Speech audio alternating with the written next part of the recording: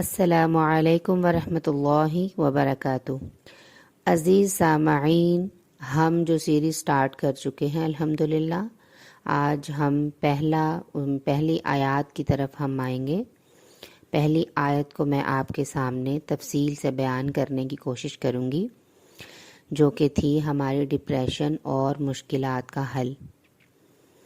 آج ہم دیکھتے ہیں ڈپریشن اور مشکلات کو ہم کیسے حل کر سکتے ہیں۔ اللہ کی وہ کون سی آیات موجود ہیں قرآن میں جس کے ذریعے سے ہمیں ذہنی سکون، دلی اطمینان مل سکتا ہے۔ حسب ذیل آیت میں یہ بات ہمیں نظر آئے گی کہ اللہ تعالیٰ ہر پریشانی کا حل فرمانے پر قادر ہے، لہٰذا اسی سے فریاد کرنی چاہیے اور اپنی آخرت کو سامنے رکھتے ہوئے زندگی گزارنی چاہیے۔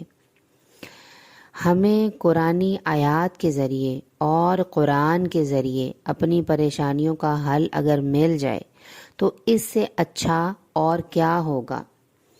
ہم وظیفے چاہتے ہیں، ہم لمبا پڑھنا چاہتے ہیں، ہم اس کے مطلب کی طرف نہیں جاتے۔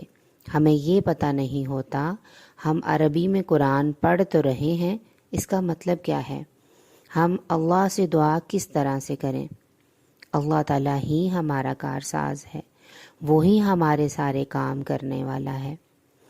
اللہ تعالیٰ نے قرآن میں آل عمران کی آیت نمبر 173 میں کہا، حسبنا اللہ و نعم الوکیل، ہمیں اللہ کافی ہے اور وہ کتنا اچھا کارساز ہے۔ ہمیں جب بھی اللہ سے جو کام پڑتا ہے پھر ہمیں یاد آتا ہے کہ ہم دین، اسلام، رسول، کتاب کی طرف آ جائیں۔ اللہ تعالیٰ ہمیں اچھی ہدایت کی طرف لے کے آئے اور معنی کے ساتھ، اصل معنوں کے ساتھ قرآن پڑھنے اور سمجھنے کی توفیق عطا فرمائے۔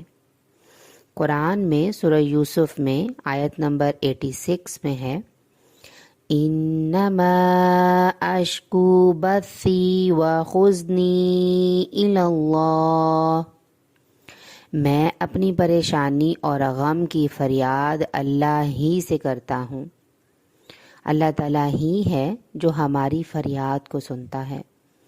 اس آیت کے مطلب سے ہمیں پتہ چلا، جیسے کہ ہم اردو زبان کے اہل ہیں اور وہی ہم سمجھتے ہیں زیادہ، ہمیں اس آیت سے بخوبی پتہ چل رہا ہے کہ ہمیں اپنی پریشانی، غم کی فریاد صرف اللہ ہی سے کرنی ہے۔